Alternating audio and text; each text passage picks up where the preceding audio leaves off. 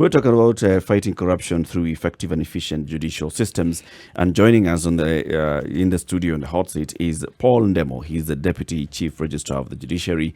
We'll also be having a conversation with Philip Kagushia, Assistant Director of the Ethics and Anti-Corruption Commission. And also we'll bring in another person, a third person into the conversation as well. I mean, we have to make sure that we cover this in a 360. But let's start with a guest in the studio. Paul, good morning. Good morning. It's the first time that we're in the show today that we're having a guest called anything less than and other than John. So this morning. So? Right. Thank you very much for joining us. Welcome to the Situation Room. Thank you for having me here. You guys at the Judiciary have your work cut out on very many fronts. Yes. Today, we'd like to ask you very many things, but we'll try and basically just contain ourselves to the conversation. And limit the politics. Have no politics. Just about the fight against corruption. And also on the line is Philip Kagushia. He's the Assistant Director of EACC. He speaks to us often. Philip, good morning. Good morning.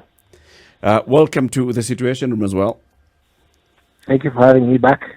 Now, to actually bring the context of this conversation to everybody, I'll ask you this question, Philip. What is the significance of tomorrow and tomorrow's date, the 11th day of July? All right. Well, we are celebrating the African Anti-Corruption Day. Yep.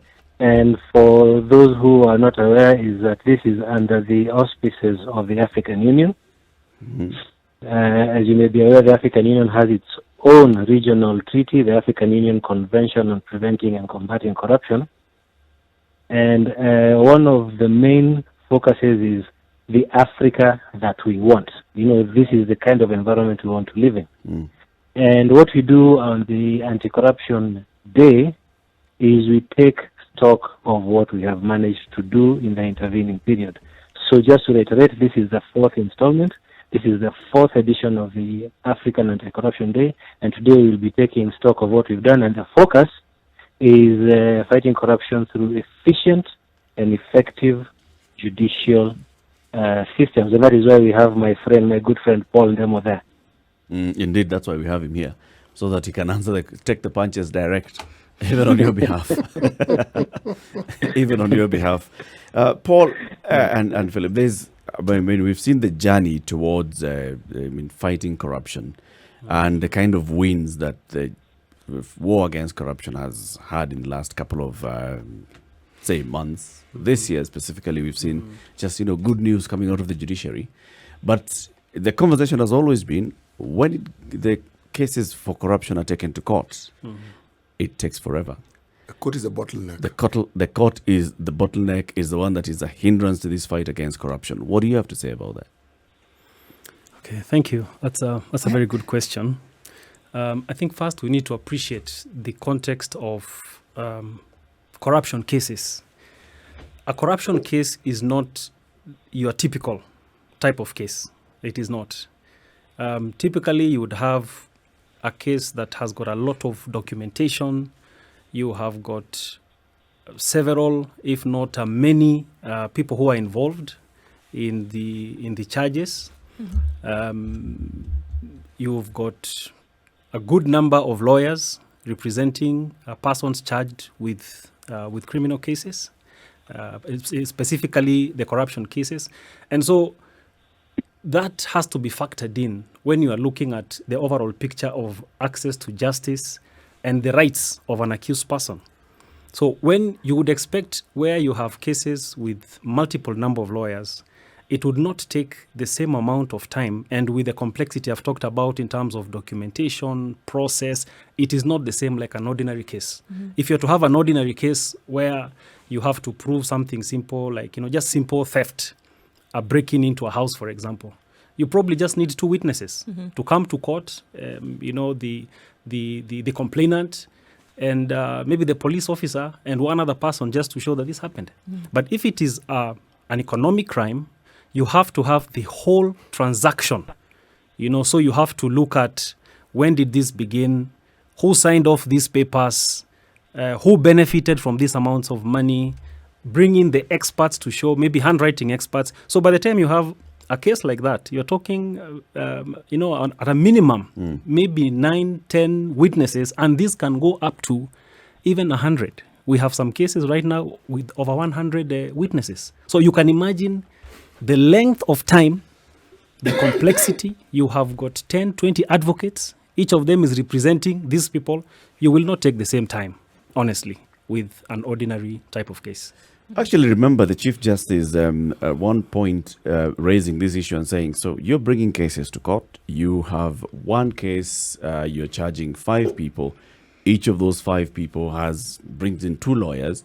Each of those people has X number of witnesses. This case doesn't move. So what's the solution to this? Well, first, we must appreciate that everybody has a right to representation. Our law is very clear that you are presumed innocent until proven guilty. So the way you conduct your defense as an accused person is your right. The way the case is going to be prosecuted, again, is determined by the DPP. And so sitting where we do sit as the judiciary, we sit as an umpire that is impartial. You bring your case, we hear what you have presented before us, and then we make a determination. So in terms of how to manage that type of case, to a very large extent is left to the agencies that are now bringing that particular case before you, because you sit here and wait for the presentation. But that said, we have improved work methods in terms of ensuring that, for example, before a case begins, we have what we call pre-trial sessions. And this is a new introduction. A pre-trial session basically just means all the lawyers come together, all the parties come into the case before the presiding judicial officer. You then now look at your level of preparedness for the actual case. Because what used to happen before is you would have a hearing date given. So you say the person takes plea today, then you're told your hearing is going to happen on the 15th of August, for example. You come on the 15th of August, and then the parties say, we have not received this document, or we have not yet, I've not yet gotten a lawyer to represent me, or this and this has not, hasn't happened. But as it is now with the pre-trial conference, you come to the presiding judicial officer, the magistrate. You talk about how many witnesses do you intend to bring? Have you gotten all the documentation that you need for your case? Are you ready to proceed? And so that minimizes the time of the trial, so that you deal with the preliminary issues before now you go to the substantive trial. So most recently we saw now, you talked about the time, because then we were looking, even with judgments that we've seen recently, you were looking at 10, 15 years for anything like this to come out, right? Now with the most recent ruling that we've seen, they've been given two years to say that such cases must be tried, prosecuted, done. So are we saying that now with what you've talked about, like the pre-trial conferences and such, would then aid all this entire process then to be compacted into 2 years? Is that one of the things that would help? That certainly would help, but it has to be one amongst other measures. So, for example, there needs to be capacity in terms of just the sheer human resource, and because we have many cases. So, if you have more magistrates handling cases like we have done, the Chief Justice asked. Now we have 9 magistrates for Nairobi alone. Just listening to corruption cases. So if you have an increase in that sort of, that area, then you expect that to also help. Right. So it is that, but the other agencies here that my friend Philip is representing, and the DPP and others, there's also some responsibility on their end. So it is not just that if we have the pre-trial, then this is guaranteed. Yeah, and other things like electronic.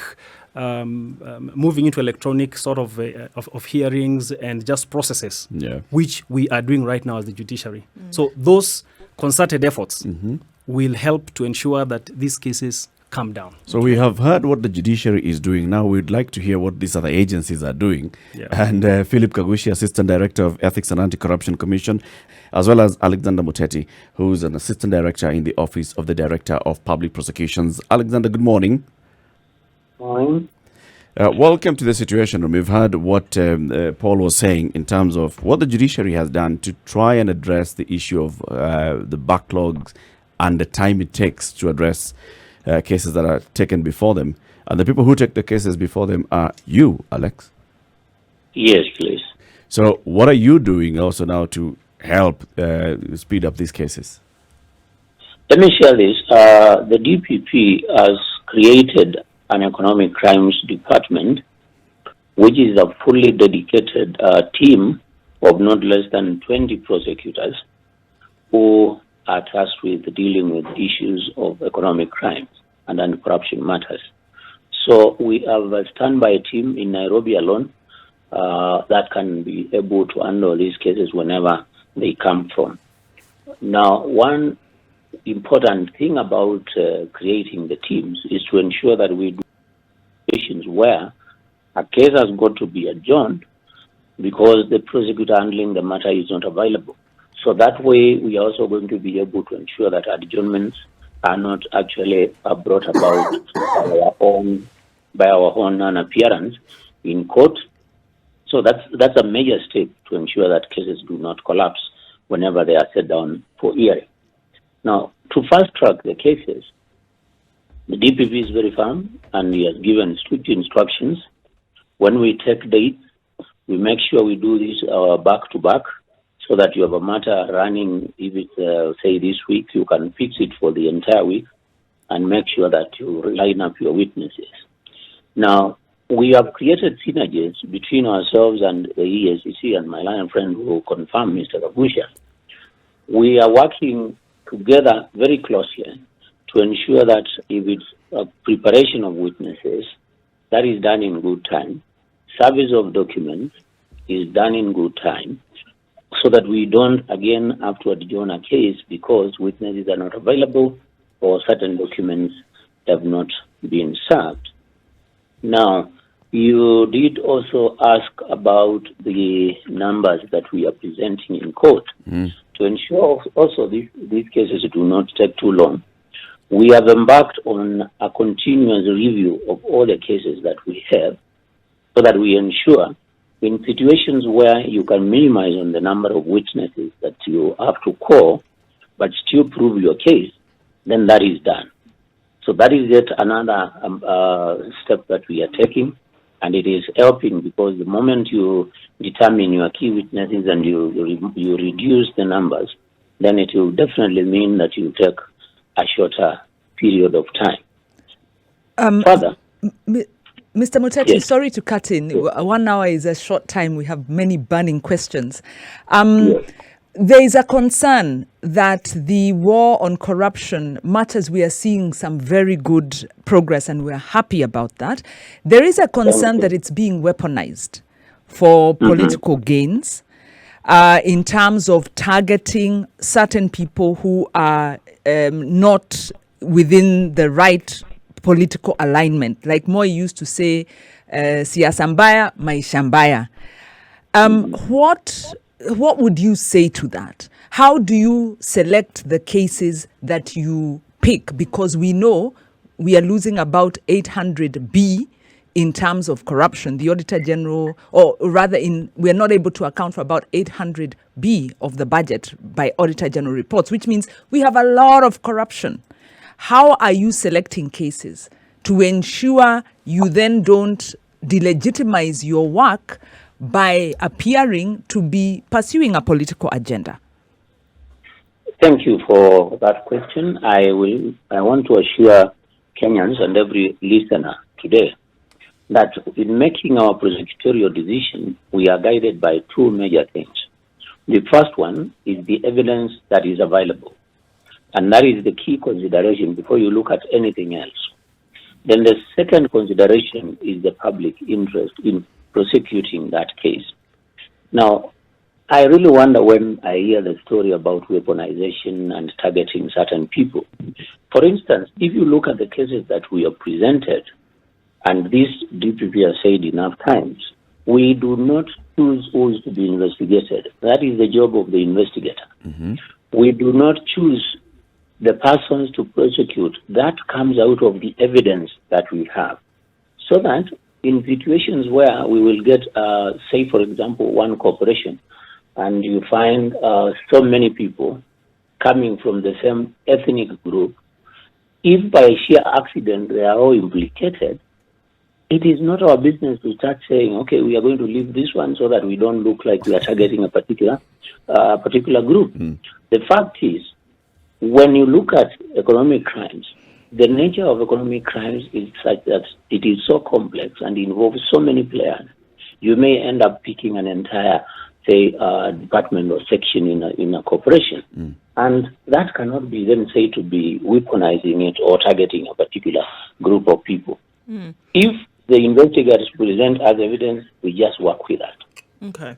Philip, coming to you on this one, Paul had mentioned that if we're looking at bringing forth cases of corruption and having dealt with those cases within a time period of 2 years, then some responsibility then does fall on agencies such as the EACC, such as the ODPP. So from your point of view, what then in terms of extra needs to be done to make sure all that needs to be done is brought forth and these things actually done in this period of time? All right. Well, before I answer that, I'd like to comment on this issue of weaponization because it is a recurring thing. And I think my landed senior, Mr. Muteti, who I used to work with in Mombasa, has said the right thing. You know, his office and the Director of Public Prosecution do not select cases for investigation. That responsibility falls under EACC. So EACC is the right person to be asking whether the war against corruption is being weaponized so that I can give you a comprehensive answer. Is it? Now, Is it? Yes. And the answer is absolutely. It is?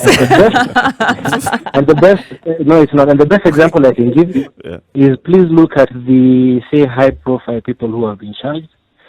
Specifically look at the governors. And if you look at the counties where the governors have been charged, you'll see that they fall in different, political leanings. So there is no question of it being weaponized. Again, we also have a criteria for conducting investigations. And one of the criteria is the high value of the subject matter, the profile of the people involved, and the public interest.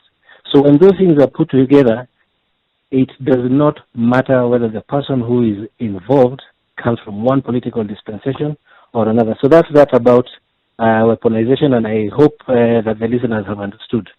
The second issue is about what EACC as an investigator should be doing to help, the cases be concluded more efficiently. And I agree. There's a responsibility on EACC because EACC is the one which does the witnesses, it bonds the witnesses.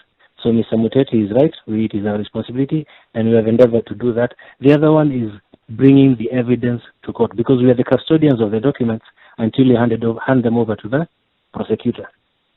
Now, as we commemorate the 4th Anti-Corruption African Anti-Corruption Day, one of the key elements is to enhance multi-agency teamwork.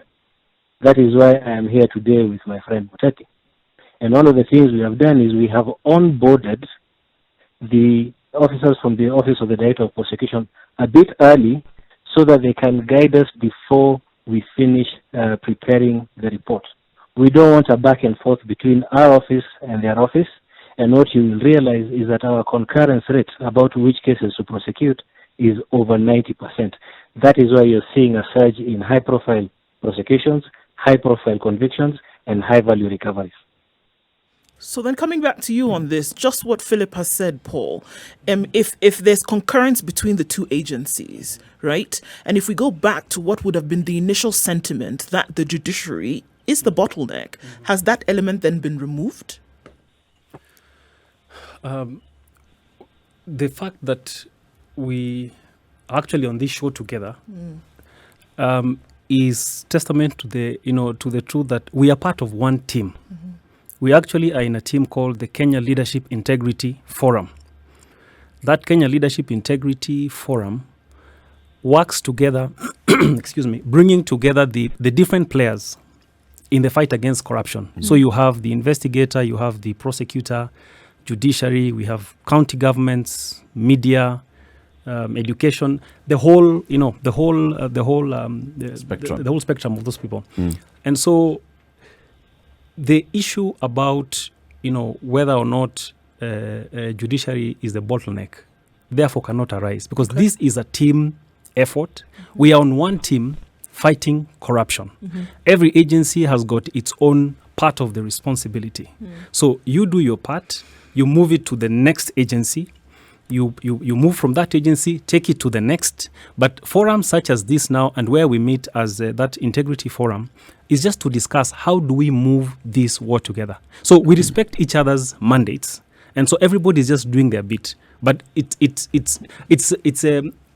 not a correct perspective that judiciary really is a bottleneck, because judiciary as part of the team will work with what is given to it as an independent arbiter. So are you saying that the entire judiciary is a corruption-free zone, and that every judicial officer is beyond reproach? I do not think there is any place in society where you have everybody beyond reproach.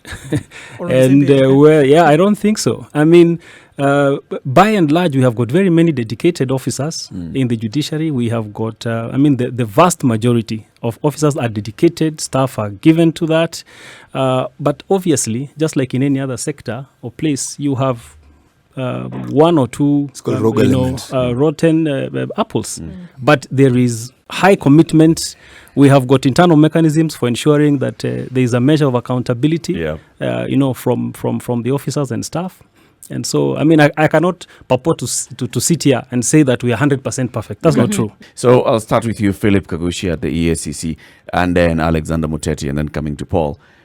In the organizations, how do you safeguard the officers working on these cases against being corrupted?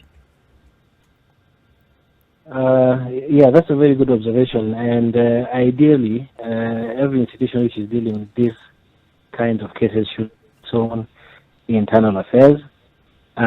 So for the EACC, we do quite a lot of random integrity verification.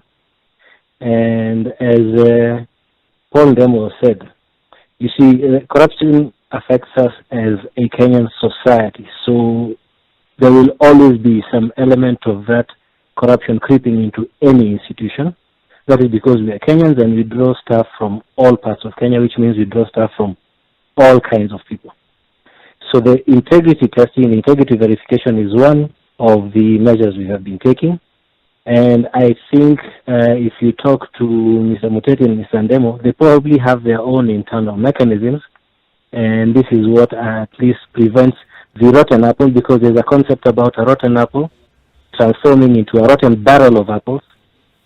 And if it is not checked, it can become a rotten orchard. So that is what we are doing. We have internal integrity verification mechanisms.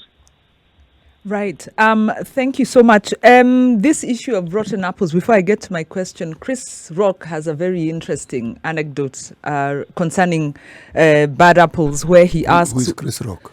He's a comedian. He's a rock star. He's a rock star. He's a comedian. Yes, he's a comedian. And let me tell you, Not in Kenya. not in Kenya. But he talks about rotten apples because he says, he was looking at America, where they have several rotten apples in the police force and they keep killing black people. And he asks, if you were to fly on an aeroplane with an airline that has a few rotten apples, some of the pilots aren't able to land the planes, but most of them are. Would you fly with that airline?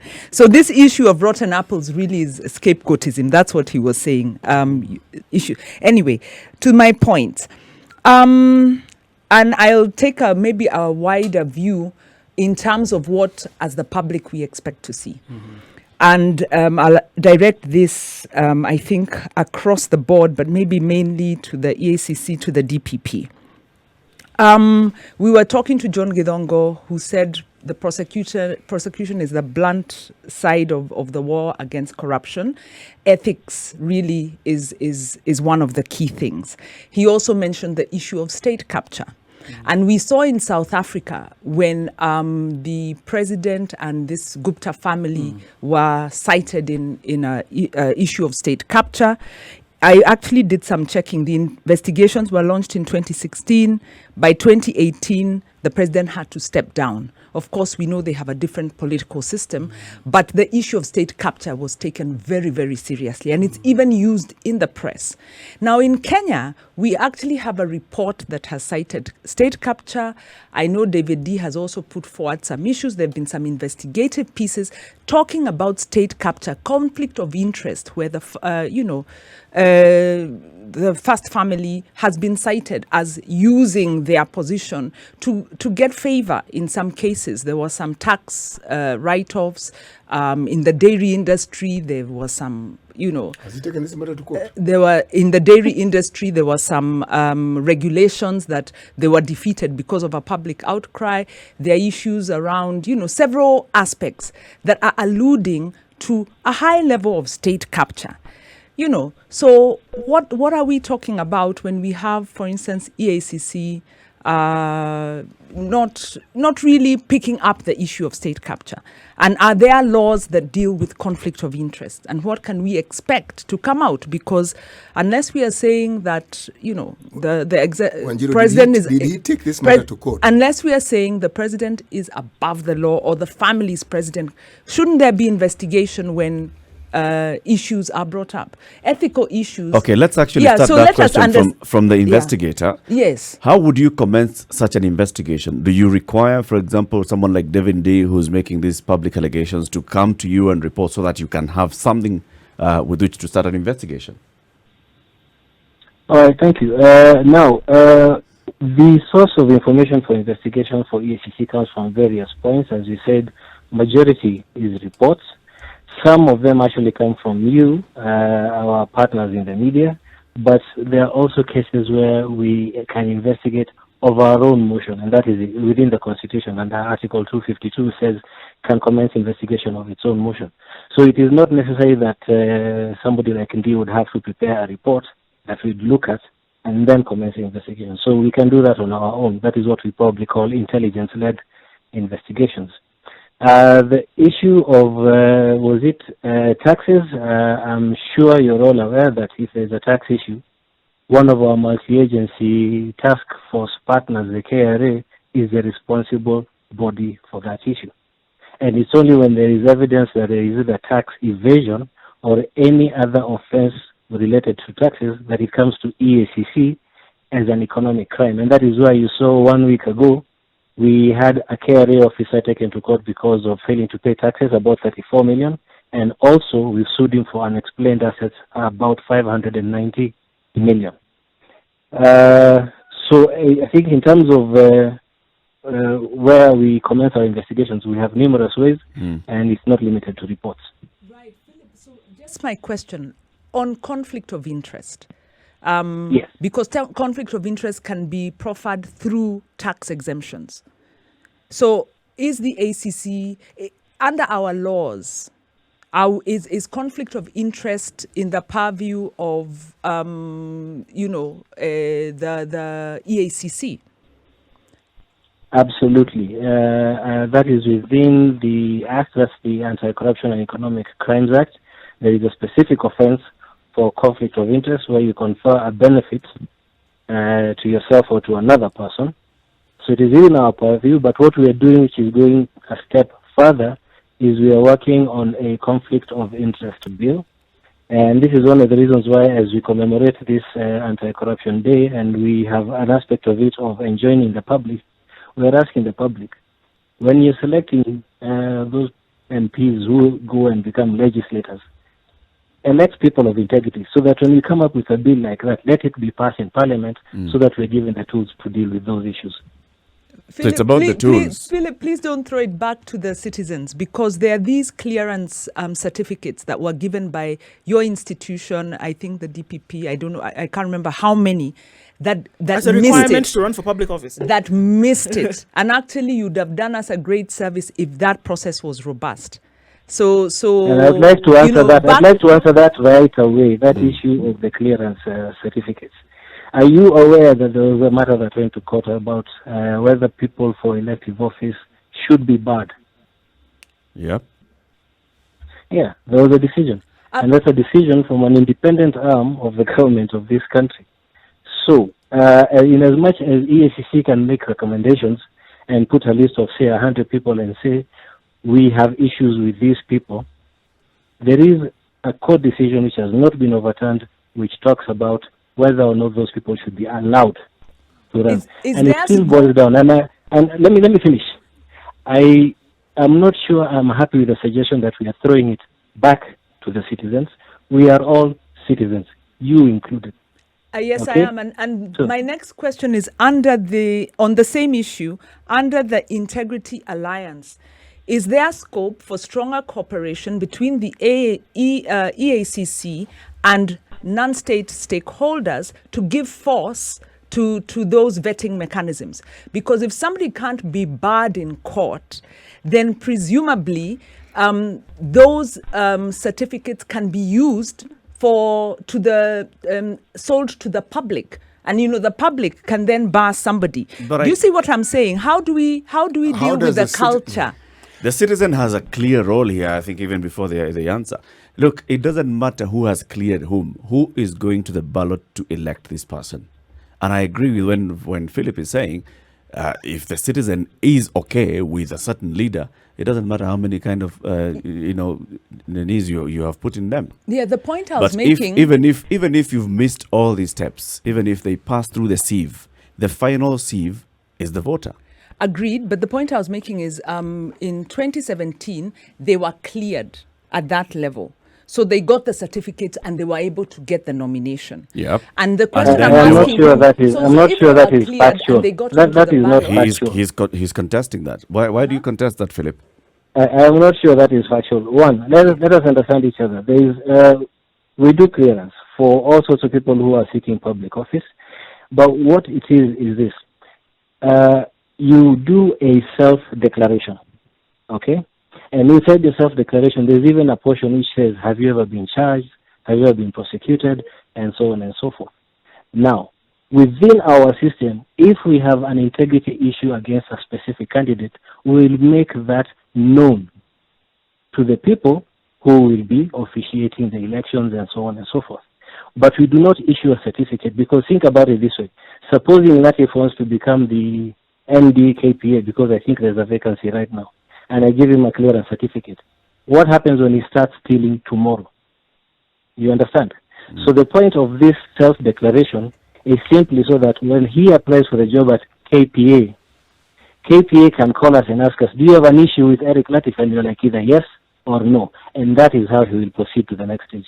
So it's basically he's looking at the records. And you cannot say, just because I've heard out there that Wanjiru does not have integrity, I cannot therefore now just come and put it here and say, no, because I have heard out here. You're also taking a very legalistic approach, because the principle of it was supposed to be supposed to be that these institutions were supposed to give a kind of to say, yes, this person can legitimately run. But they based don't on have, what?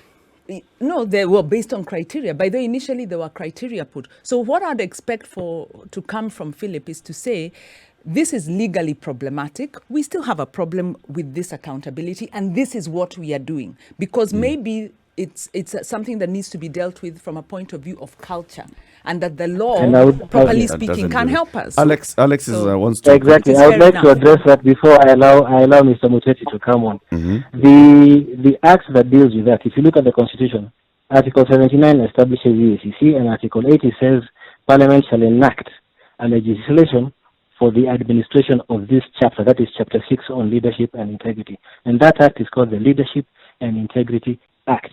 Now, anybody who has critically looked at that piece of legislation will tell you where it has strengths and where it has weaknesses, and the people who ensured it has those weaknesses are well known to everybody who is listening. Agreed. That's why I also get a little bit concerned It's when the we people talk that you about elected, state and, capitals. and that's why We you talk and that's about- why Alex started by saying, if you elect people with integrity, then they'll ensure that this law has adhered to is it. more, Yeah, but if is, we- has more of the strengths and less of the weaknesses. I agree with you. Let's get people of integrity onto the ballot. And this Let's is hear why from Alex, because why- Alex wanted to comment on this before Why- you come in, because I think Alex wanted to react to something Fair that you had enough. said earlier. Alex Muteti. Yes, you posed a very specific question on conflict of interest and whether we have a provision for that in our law. If you look at the Leadership and Integrity Act, sections 15 and 16, the law is very, very clear on the question of conflict of interest. So that where we have a case where somebody has evidence of conflict of interest on any public official, I mean, nothing prevents them from sharing that with the investigative agencies or even the DPP. And we shall direct in appropriate cases that those matters be investigated and prosecuted at the end of the day. Perhaps just to lend support to my friend, Mr. Kagusha, you know, when you put in people in high places like Parliament and you are not very careful about their integrity, then you put us in a problem, because you will get laws that protect the very same class of persons. And that is problematic, because if you look at, for example, today, the Ethics and Anti-Corruption Act, how did we end up with Section 62 saying, even after you have secured a conviction against a sitting member of Parliament, he continues to sit in Parliament until he exhausts his appeal? Now, that is precisely the point I think my lion friend is trying to bring out. And people need to be careful whom we put into offices in terms of elections. Yes, agreed, Mr. Muteti. Thank you. Good point. I am on board of that agenda. Yes. It's not, the law won't solve our social culture. Yeah, we need both. And that's what we need to get around. Taking a quick break as we have this conversation, we're going to remind you about the portal, the KPA portal. This is Captain Cargo, Captain KARGO. It's a portal that gives you information about everything KPA, from what you need to know when you're importing, when you're exporting, the processes, the tariffs on the portal as well.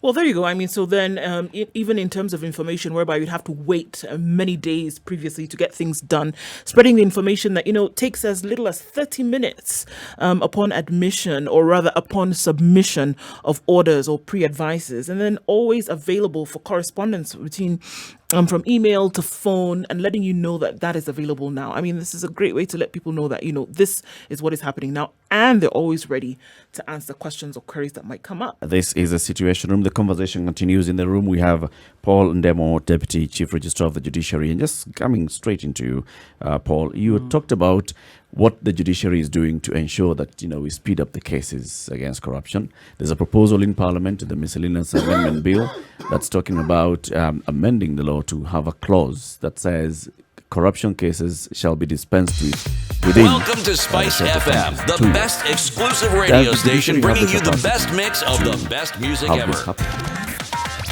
Do you have the resources? Do you have the courts? Do you have the judges? The magistrates? So, as I mentioned earlier, we have been working with what we have.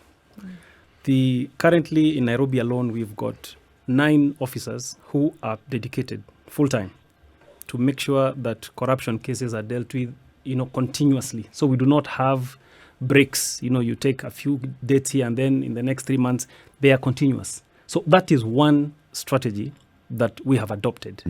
Of course, we could do with more numbers. We actually need more numbers for us to be able to attain that very lofty goal.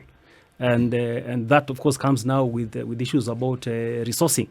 But with that, there is a very dedicated team that is at hand to do its job and make sure that cases are prosecuted within the very short time. And if I may just make a comment on what was being discussed before, you have seen the court coming out very boldly to pronounce itself on matters related to corruption. So it is not as though there is no commitment. There is commitment, there is dedication, and issues to do with unexplained wealth The court has pronounced itself. The issue of elected officials being charged in court, the court has pronounced itself on that. So for us, it's really just a matter of increasing the capacity with increased resources, increase the numbers, increase the courts that we have. We will be able, without doubt, to be able to work within those particular timelines that are being proposed. Would you say that of the cases that are brought before our court system, judicial system, Yes. that a large number of these cases do not have the requisite evidence? Or would you say that that is just a drop in the ocean, that most of the cases brought before the judiciary actually meet the threshold that is required for you to proceed?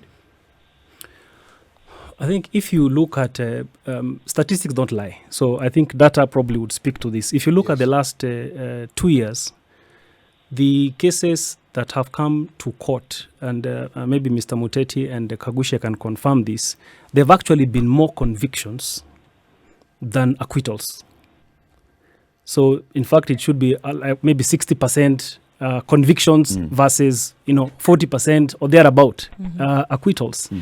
And so that argument would be dependent now on what is it that has been presented to court. So the court, just sitting as an independent arbiter, receives that information, but the data is clear. It shows in the last financial year, I think it was 60-something%. This financial year, right up to March, again, in terms of the cases filed, we had more convictions than acquittals.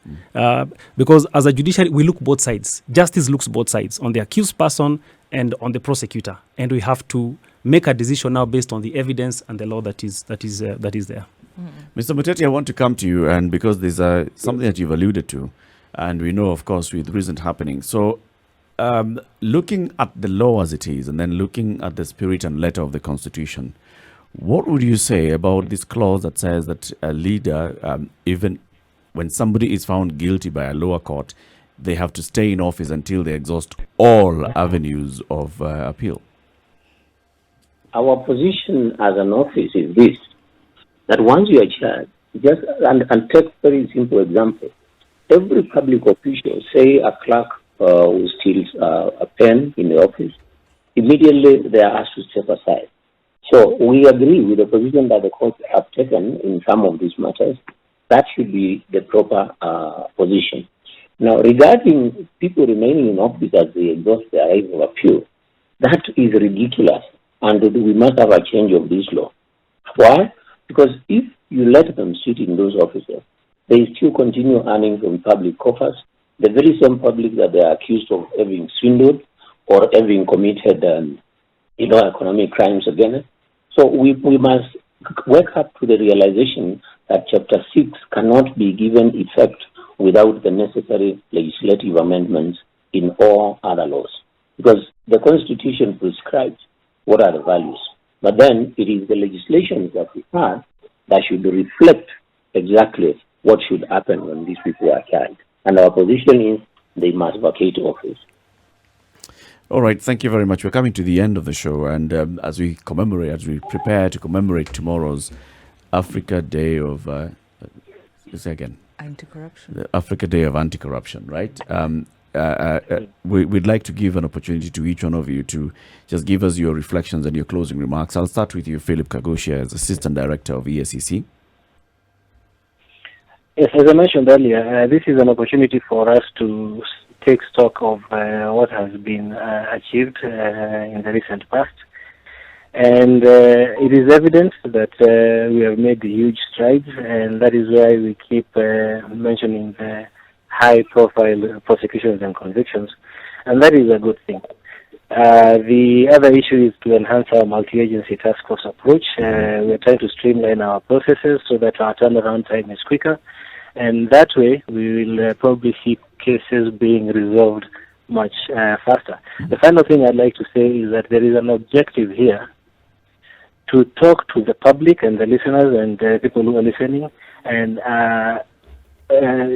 sort of sensitize them on their role in the fight against corruption, because as somebody rightly said, there's a legal aspect, but there's also the social and cultural aspect, which I think even Mr. John Bizongo alluded to before. So those are the things we try to bring to the attention of Kenyans. Thank you, Mr. Kagusha. Alexander Muteti.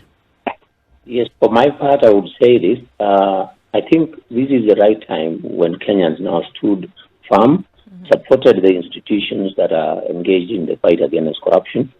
And this support should come in many forms. First of all, let us look at, speaking for my office, for example, look at the resourcing in terms of how do we balance the resourcing of these officers. You cannot super-resource one agency and underfund others, and you expect that work is going to, to be done normally and everybody will be happy.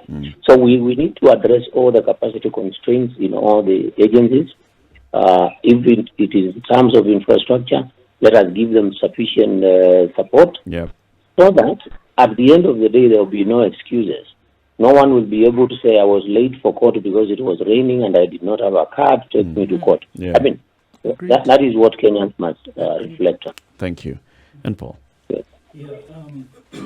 For us, the judiciary is committed to continue determining cases, whether big or small, and we have shown that independently and fairly. That is very key for us. And secondly, we are also very keen to ensure that the enablers of justice are strengthened. And for us, we look at ICT. Just 1 week ago, exactly today, the Chief Justice launched e-filing for the entire county of Nairobi. And we are looking at rolling that out to the rest of the country. This will help to have faster dispensation of justice and just minimize issues of corruption. Thank you. Thank you very much. And thank you very much for tuning in to the Situation this week. It's Friday, so say goodbye for the Friday. Say goodbye for Friday. Have a fantastic weekend, everybody. We'll keep discussing these issues as important as they are in the next coming days. City, so say goodbye with today's proverb. Today's proverb: when you show the moon to a child, they only see your finger. It's a Zambian saying. When you talk about loans and grants to a poor person, they only see their poverty and they only see the unfulfilled promises. Hey, Wow. okay. Oh, man, Have a lovely end on a weekend. profound And thank you note. very much, Alexander Philip, on the phone. Have a good day. Thank you. Thank you.